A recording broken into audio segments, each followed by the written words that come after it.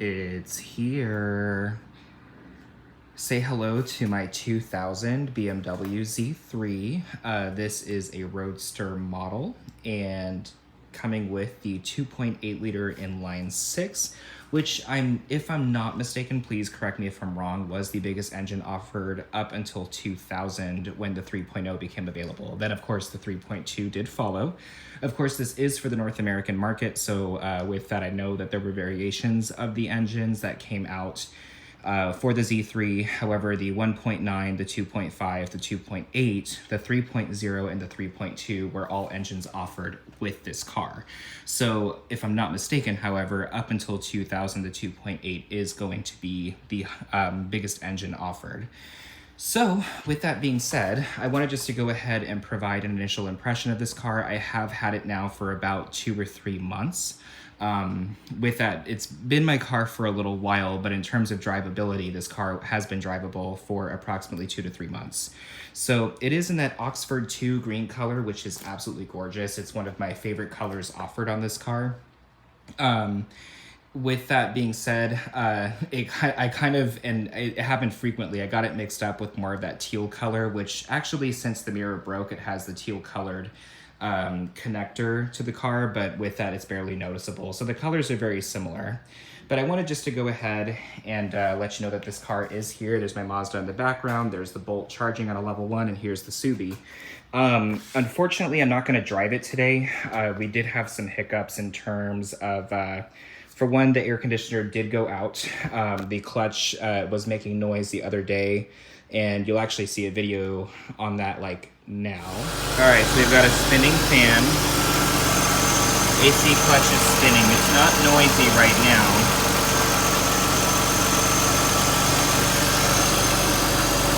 Auxiliary fan is going too. Or this is, yeah, AC fan, that's spinning fast. So when I go to turn off the car, oh, come on, really? Oh, my fuel gauge isn't reading right either. Come on, Wilhelm. Okay. So,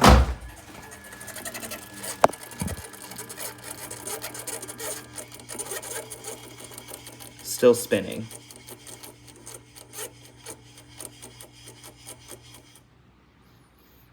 Okay. So now that you guys have seen what I was talking about, basically I'm not running the air conditioner and it's incredibly hot. I don't want to have any metal particles going through the system or having the clutch seize and then break everything else, since basically we replaced the entire cooling system. But going around the car, this is, of course, some of this is not original. The top, I think, has been replaced just because of how good of condition it is in. And with that, I did go ahead and put new tires on it. These are the 16s all the way around, so rotating them will actually be a lot easier. And I won't have as much tire wear. Going on to the back, unfortunately, there is a dent here. What ended up happening was right now, the trunk's electric locking mechanism is not working properly, so it's not letting it close. And so I do hold it, and then I'm able to get the trunk down, but unfortunately somebody decided to slam this multiple times, and that caused an issue with the bodywork. So this is something that I would probably get fixed later, but it's not on my top priorities. I do put a cover on this car when I park it out here, because a lot of times the Mazda is inside, but I do have to drive this car since it hasn't been driven in like 2 weeks. But yeah, it's because this one's been running. So I did take the antenna off. With that, it actually is in the car because I do put the cover on. But basically, the front end of the vehicle was replaced.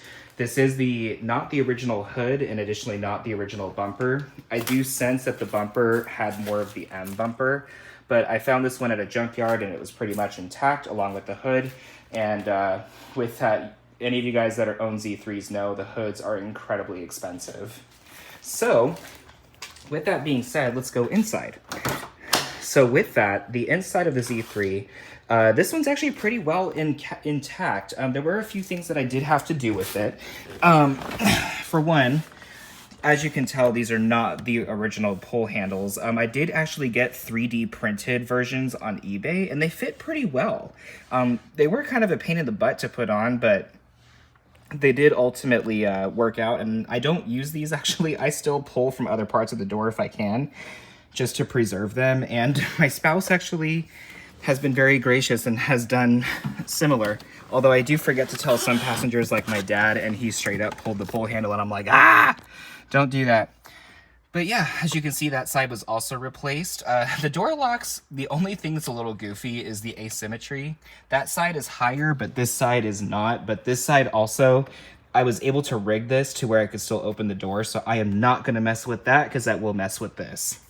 But in terms of the internals of the car, so I did replace the gear shift with it, and I have some electrical tape holding it.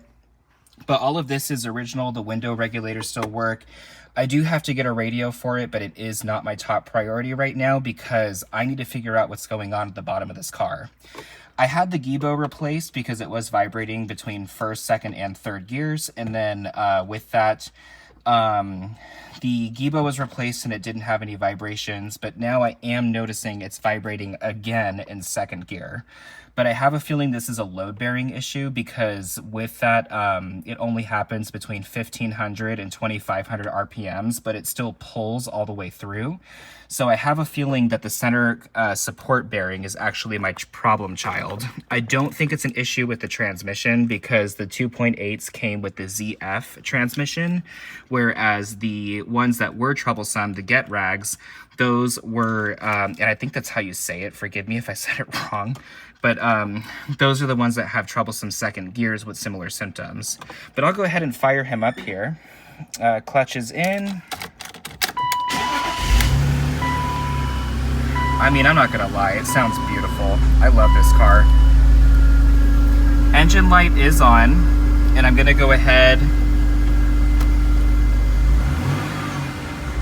I love the fact that my friggin' auxiliary fan is not stuck on either. I'll explain what happened there.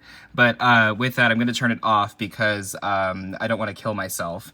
But the secondary pump is the reason for that engine light, and I haven't been able to find a replacement, or really, I don't know a fix for it. Wow, garage, really? Just because of the fact that they don't make them for the 2.8s anymore. I keep finding them for the 2.9s, but in this case, I'm not really going to worry about it because it is a part that only runs for 30 seconds and it's just an emissions thing. But like, realistically, it's not really a big deal. Oh, look at, there they all are. All the cars. This is the fleet. Come on, garage, turn back on. That was so rude. Hello. Okay. So, I did replace the headlights with some aftermarkets, and the hood I have to get just right in order for it to open, so at least no one's going to steal it. But there's my little engine. Well, kind of big engine for the car. I didn't put the windshield wiper reservoir back in because I've got to replace that little AC clutch down there. Where is it? Oh, right there. And I got to go underneath the car to do it. But basically speaking, I had to go ahead and with the aftermarket headlights, we had to wire the connector from the OEM to the connector of the headlight because they were actually not the same. But with that, I love these aftermarket headlights and they shine pretty bright. With that being said though, taking a look here, the whole engine compartment, everything is good. The radiator was replaced along with the entire cooling system. And also with that, these parts were replaced because this had a break in it. And let me tell you, getting that to attach to this was an absolute pain in the ass. I did also replace the fan clutch here. So what ended up happening was I had an aftermarket one. And basically speaking, this thing sounded like a diesel taking off. It was horrific. And so with that, it was sucking power away from the car. The engine actually was still able to maintain like its cooling because we had just done the cooling system. But it was sucking away so much power that at times I could smell burning coming from the engine. So I drove this to Arizona. We got this taken care of. I put a Bear brand on there and it is quiet as can be now and there's no issues with sounding like a diesel truck or something along that sort. With that, now it runs fine and basically disengages to the slow mode once the car starts moving. All of this, of course, has been replaced as well. Condenser, radiator, water pump as well. So everything in here is pretty spot on. And the good thing is, and I'm probably going to regret saying this, nothing is leaking from the car. So no drips underneath the vehicle. However, with that, I did have to replace coil pack number 6 as well. So the next thing on my project list is to go underneath the car and replace the center support bearing along with the Gibo again, because with that, if it is going bad, it's likely it did cause damage to the Gibo, but maybe not. But I do also have to put new fender flares in because these were destroyed in the accident. This vehicle was in an accident, but luckily the only thing that really took the hit was the hood. And then the other side is worse, but with that, those are some project things that I have to do. And then of course, getting a new air compressor because I'm just going to replace the whole thing. I don't want to run any risk of like, whatchamacallit? I don't want to run any risk of, you know, just doing just the clutch, which right now is incredibly hard to do anyway. So just get the whole compressor at this point since the whole thing might be failing. But with that, folks, this is the BMW Z3 that is now in the family. I will get more driving videos of it, but I do have to wait for it to cool down outside. And with that, the top does work. You know, to kind of let you know here, I do have the sagging glove box issue as well, so I have to figure out how to work with that. But right now, of course, one thing at a time. Well, the one thing I personally have had to learn is not everything is going to be fixed at one time, because with that being said, for one, it's expensive. German parts are not cheap. But then secondly, it's like I have to be patient with myself and realize that the car is still functional. The engine doesn't burn oil or anything. But with that, I'm just going to have to take things one step at a time and get the ball rolling. So that's it for now. But here are the here's the Z3. And thank you all for watching. Have a good one.